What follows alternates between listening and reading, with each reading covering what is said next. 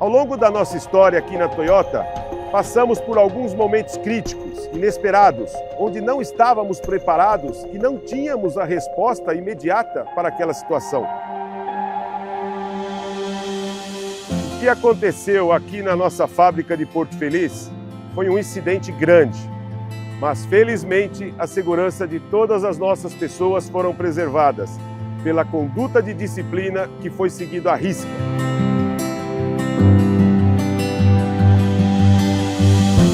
O momento é difícil, mas acho que é esse valor de respeito pelas pessoas, desafio e melhoria contínua que nos deixa firme e forte para continuar. 僕は2016年から18年まで保全のコーディネーターとしてこちらに赴任しててね、今回この災害があった時も数時間後にはブラジルのメンバーが僕に連絡をくれて、まずは、ね、TDB のメンバーが大丈夫かっていうことを聞いたのを覚えてますね。はい、で大丈夫だっていうことで、本当に立ち上がりから思い出がいっぱい詰まったこんな経験はこれまでもちょっと火災で工場がやられちゃったっていう経験はあるんですけど、ここまでの経験はないので、でもまた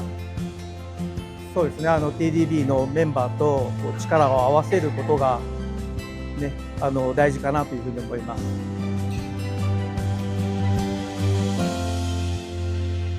Nesse momento, pessoal, eu pude perceber que naturalmente toda a companhia, não só a TDB, mas nossa matriz no Japão, as outras afiliadas ao redor do mundo, bem como os parceiros e fornecedores, começaram a se mobilizar de uma forma harmônica. O fato de se preparar, por óbvio, é uma das formas de aprendizado. Mas lidar com o imprevisto também é uma forma de aprender e desenvolver nossas capacidades individuais e coletivas. Eu pude perceber o quanto é importante essa troca de ensinar e ser ensinado. もうポルトフェリスで起こった災害は私の経験の中でも最も大きな災害の一つです。なのでみんなで真剣に議論をして現場で一緒に汗を流す。このプロセスが大切だと思いますし、これが TABT だと思います。これは大変良い成長の機会だというふうに思っています。これを乗り越えた暁には、私もメンバーも一回り大きく成長ができるというふうに信じています。A gente se torna muito mais que funcionários numa empresa. A gente se torna amigos, uma família dentro de uma casa que em breve vai estar de pé de novo. Pessoal, a situação em Porto Feliz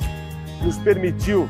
colocar em prática o nosso espírito do Toyota Way. Vamos continuar firmes e fortes.